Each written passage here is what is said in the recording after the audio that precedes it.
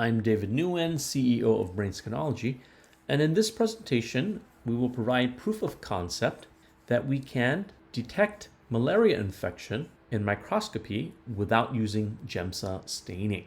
According to UNICEF, in 2021, there were 247 million cases of malaria and 600,000 deaths.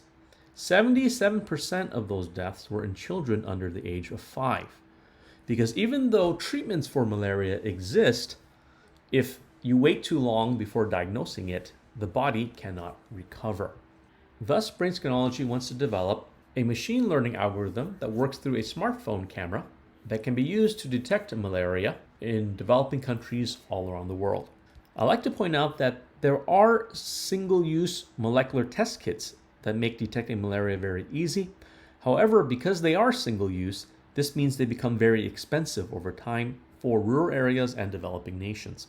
Therefore, Brain Scanology wants to develop a machine learning model that works with a smartphone, a glass slide, and a microscope attachment, because all of these three objects can be used many, many times. In microscopy, malaria is detected by staining a smear of red blood cells. This chemical is called Giemsa, and this chemical reveals the presence of parasites by making them look purplish. As you can see, these rings inside these red blood cells. This process, however, can take up to 2 days before you get the results. According to this article that suggests best practices in how to stain for malaria using Giemsa, they recommend that the blood smear be dried at least 1 hour to overnight, and that the staining step should last for about an hour. So this means it's at least 2 hours before the staining is done. And then the authors recommend that a specialist looks at 200 high-powered fields on this slide under a microscope before making conclusions. So our question is, how can we speed up this diagnostic process? Because if we can remove the need for Giemsa staining, then we can save money and shorten the wait time.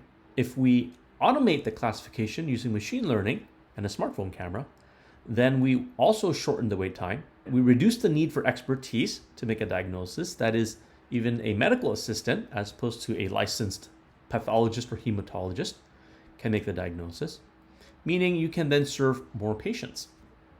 But the challenge of diagnosing malaria without Giemsa staining is that you can no longer see the parasite. On the left, the parasites are in purple, but without Giemsa staining on the right, all you see are the red blood cells.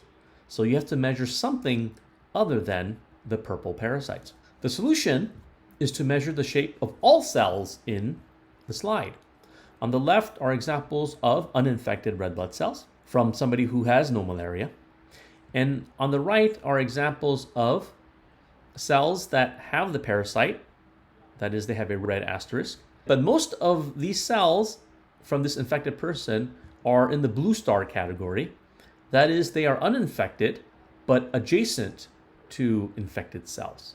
So the infected cells we refer to as malaria infected cells, or MICs, and the blue cells we refer to as non-infected adjacent cells, or NIAC cells. Again, these NIAC cells do not have the parasite, but they are floating around next to their neighbors who do have the parasite.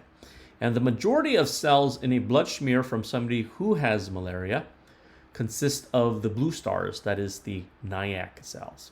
So the question we asked is, are the shapes of these NIAC cells different than those in healthy individuals? And the way we measure that is to measure the outline of the cell, but we measure something called pure shape, which is very special to our software called Shape Genie. So if you measure objects at the original scale, you cannot separate the effect of size from the effect of shape. But Shape Genie allows us to resize these two objects such that they here have the same height. And when we resize them, we constrain what's called the aspect ratio, so the shape doesn't skew. And what we compare then is their shape apart from their size. We call this pure shape. And this is something only Shape Genie can do. We then apply what's called the LCPC transform through the radial grid system. For example, if this is the outline of our cell, then we find the midpoint of this object, and then we overlay a grid system. And this grid system allows us to find all intersections between the edge of the object and the radial lines. These dots then each have a distance to this red center. And this allows us to turn the shape in step 3 into the graph in step 4. We then apply the fast Fourier transform on the data in step 4 to get what's called the frequency plot in step 5. And this frequency plot is a static multidimensional representation of the shape in step 1. We say static because the numbers don't change, like your phone number. Your phone number consists of a series of numbers, but they're the same numbers every time somebody dials you, right? They don't change each time somebody calls you. Though this kind of data is complicated, it reveals hidden patterns in shapes that the human eye cannot see. And people have the option of creating a scalar value, that is a simple number, from this complicated multidimensional set of numbers. And one way to do it is to sum all these blue bars together to get one number. But in this presentation, we will work with the multidimensional data.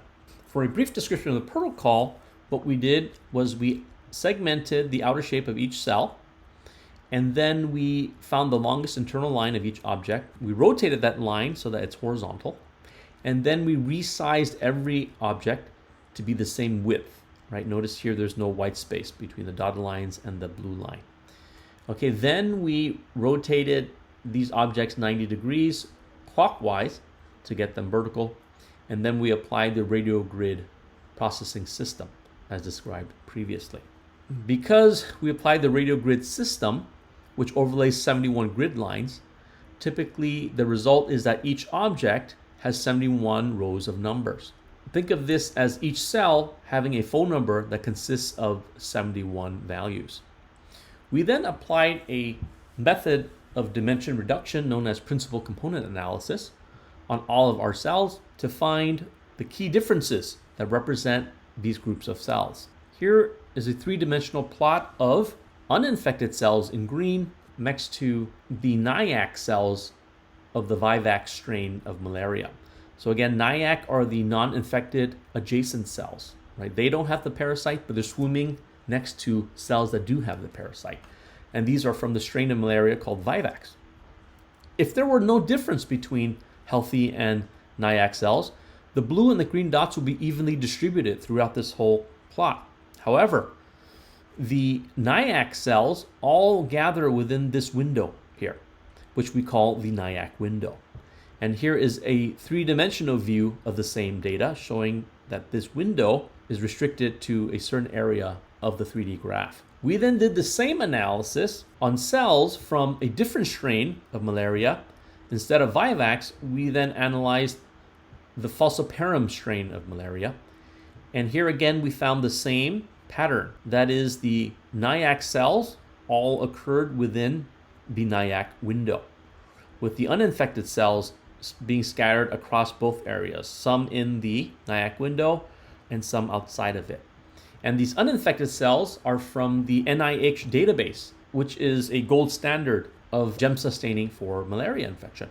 Though we were excited that we found the same pattern of this NIAC window in both the vivax strain and the falciparum strain, we realized that these cell images were from a pamphlet created by the Center for Disease and Control, or CDC, in the United States. So the CDC created this pamphlet with many images to teach people how to recognize Giemsa staining for malaria. And so before we wanted to get too excited about our findings, we wanted to see if we could validate this same pattern on data from other image sources. We knew that papers that studied malaria often contain images, right, of Giemsa staining.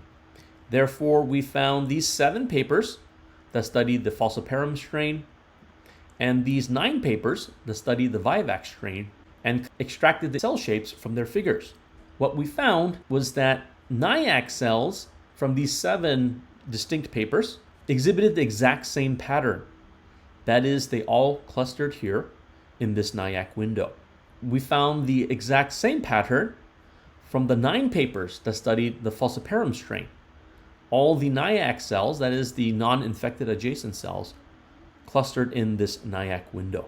And this was very pleasing to us because though none of our data is from a formal study, these papers were published across a period of 10 years from different places in the world, from different human subjects, different microscopes, and different staining parameters. Yet they all exhibited the exact same pattern. That is, NIAC cells have quantitatively distinct features than healthy uninfected cells. And because of this, we believe that we are onto something, that there is a difference in shape between non-infected adjacent cells and healthy cells, even though both of these cells do not have the parasite in them. And in hindsight, this makes sense because these NIAC cells, though they don't have the parasite in them, they are swimming in the environment in which their infected neighbors are releasing chemicals, danger chemicals, telling their neighbors that something is wrong. And in this environment of stress hormones that are being released by their neighbors, they are likely in a mode of high caution. And therefore, they adopt a shape that isn't what they normally look like. And so the next question is, how about the shape of malaria-infected cells as opposed to their non-infected neighbors? Here we compared the shape of infected cells from the vivax strain and infected cells from the falciparum strain. And as you can see, they distribute relatively evenly. And interestingly, by themselves, they still exhibit the pattern of being in the NIAC window, right? So this tells you that this NIAC window is not an artifact of the uninfected cells, because when we remove the uninfected cells, the two infected groups still formed this NIAC window, telling you that there are quantitatively distinct features of cell shape due to malaria infection. Interestingly, if you look at this three-dimensional view of the same data, there does seem to be a plane that separates the green vivax infected cells from the blue falciparum infected cells, especially when they're outside of this NIAC window. And this might be evidence of a morphological difference between cells that are infected by vivax versus those infected by falciparum. But we need more data before we can reliably conclude this. When we pooled the malaria-infected cells from both strains together and then plotted them with the uninfected cells, we see that 96% of the infected cells are in the NIAC window, while only 4% of them are outside the NIAC window. This means that the vast majority of infected cells take on very distinct shapes that are different than a lot of cells from uninfected individuals. This fact then will guide us on what features we should include in our machine learning models that classify whether somebody is likely to be infected with malaria or not. So I'd like to point out limitations of this preliminary study. First and foremost, the source of our data are not from formal studies. We extracted cell shapes from images of publications. Our malaria-infected cells and our NIAC cells came from figures in published journal articles or a pamphlet from the CDC. Therefore, we need to validate what we've found from data that came from a formal study. And then we need to validate the patterns that we found in data sets from different studies. Lastly, we will also need to determine if we can find quantitative differences between malaria and babesiosis, because babesiosis can mimic malaria in Giemsa staining.